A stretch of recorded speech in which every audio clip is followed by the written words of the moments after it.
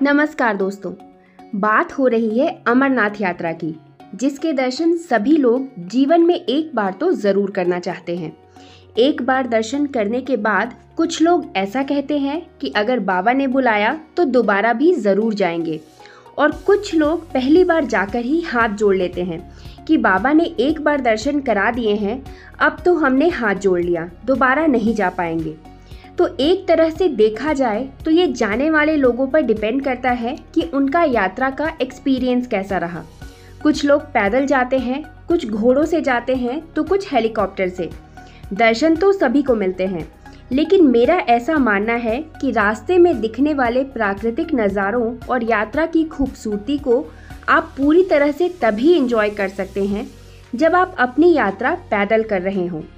पैदल यात्रा के दौरान जहां आपका मन करे वहां आप जितनी देर चाहें उतनी देर रुक सकते हैं, नज़ारों को निहार सकते हैं। हालांकि ये बात भी सच है कि पैदल इतनी ऊंचाई पे चल पाना भी सबके बस की बात नहीं होती है, लेकिन अगर आप अपने शरीर से सक्षम हैं और पैदल आपने अमरनाथ यात्रा पूरी कर ली है तो आप दोबारा यात्रा पर ज़रूर जाना चाहेंगे। भले ही दूसरे लोग ये कहें कि बड़ी कठिन यात्रा थी, लेकिन पैदल जाने वाला इंसान कठिनाइयों के साथ साथ यात्रा की खूबसूरती के बारे में भी जरूर बात करेगा। अमरनाथ यात्रा जितनी मुश्किल है उतनी ही रोचकता से भरी है। सफर कठिन है, लेकिन इसे सुगम बनाने का हर संभव प्रयास किया गया है। यात्रियों के रुकने से लेकर खाने पीने तक के पर्याप्त इंतजाम दिखाई देते हैं। पूरी यात्रा के दौरान आपको करीब 125 लंगर दिखाई देंगे। पैदल चलने के अलावा लोगों के पास हेलीकॉप्टर से लेकर घोड़े खच्चर से भी यात्रा करने के ऑप्शंस होते हैं। हाँ, ये बात ज़रूर कही जा सकती है कि कभी कभी मौसम यात्रियों का साथ देता है तो कभी कभी एक बहुत बड़ी चुनौती बनकर सामने आता है।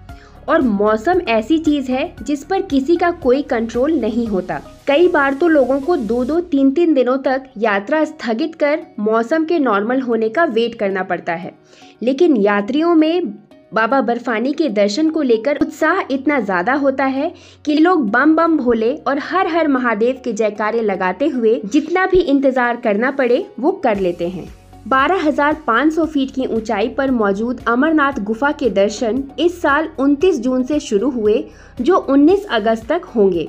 हर साल होने वाली अमरनाथ यात्रा को लेकर लोगों के मन में बहुत उत्सुकता रहती है। इसके साथ ही इसके बारे में जानकारी के लिए भी लोग बेहद रोमांचित रहते हैं कि यात्रा होती कैसी है। खासकर अगर वो पहली बार यात्रा पर जा रहे हैं तो कई तरह के सवाल दिमाग में आते हैं। सफ़र करना कितना मुश्किल होगा, मौसम कैसा रहता है, फैसिलिटीज़ क्या क्या मिलती हैं, मेडिकल सुविधाएं क्या क्या होती हैं, इस तरह के कई सवाल दिमाग में आते हैं। तो दोस्तों, अगर यात्रा के बारे में बात की जाए तो यात्रा बहुत आसान तो नहीं होती है। यात्रा में कई जगह आपको काफ़ी चढ़ाई करनी पड़ती है। पहाड़ियों पर आपको बर्फ़ भी मिलेगी। रास्ते में आपको कई जगह पर कंकड़ पत्थर मिलेंगे तो कहीं कीचड़ मिलेगी। वहीं कहीं किलोमीटर तक धूल का सामना करना होगा। कहीं बर्फ़ के बीच में से निकलना होगा तो कहीं बहुत पतले रास्तों से गुजरना होगा। ज़्यादातर रास्ते पर पैदल यात्री, घोड़े खच्चर और पालकी वाले एक साथ चलते हैं। इससे भी मुश्किलें बढ़ती हैं क्योंकि चलने के लिए जगह काफ़ी कम मिलती है।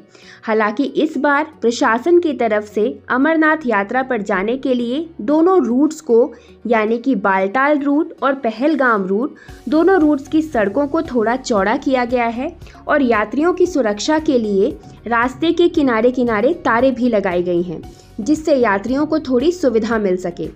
कई जगह पहाड़ी बहुत चिकनी होती है। इसके अलावा मौसम से तो आपको लड़ना ही होता है। हालांकि इस बार अभी तक यात्रा के दौरान लोगों को मौसम से संबंधित परेशानी का सामना नहीं करना पड़ा है। पहलगाम से ही तापमान में गिरावट देखी जा सकती है। आपको हल्की हल्की ठंड का भी अनुभव होने लगेगा, लेकिन कई बार तेज़ धूप आपको परेशान कर सकती है। सुबह और शाम काफ़ी ठंडी होती है तो दोपहर में धूप से थोड़ी परेशानी आती है।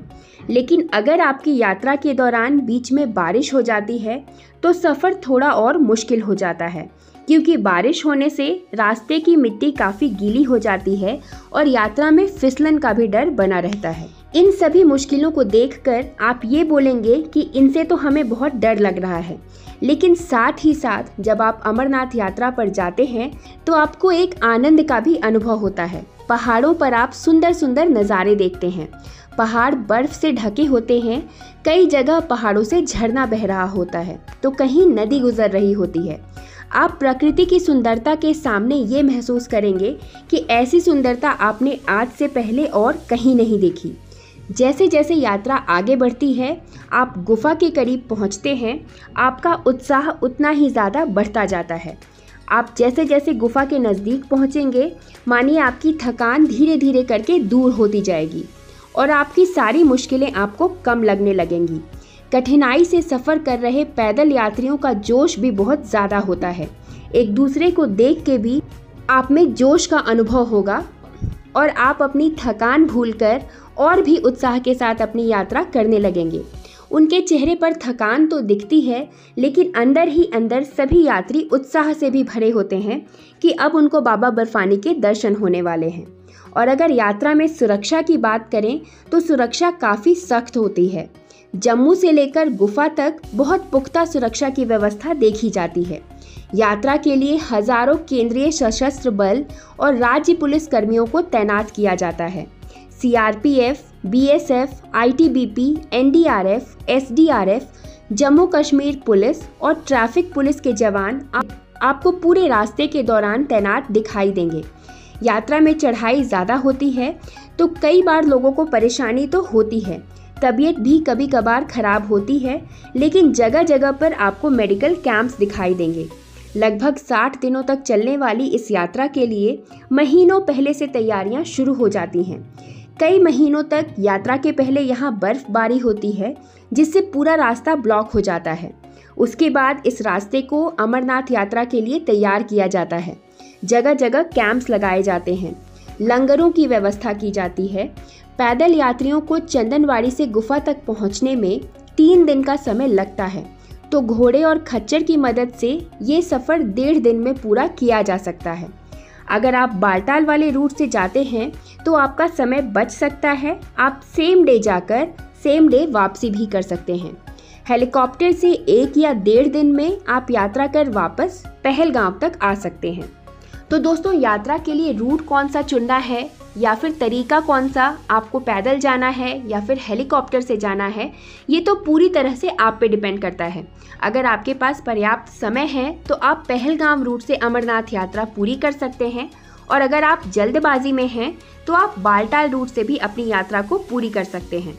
हालांकि बालटाल रूट को पहले बहुत ही ज़्यादा कठिन बताया जाता था, लेकिन इस बार इस रूट में भी काफ़ी चेंजेस किए गए हैं, जिसकी वजह से यात्रियों को अब इस रूट में भी काफ़ी सुविधाएं मिल रही हैं।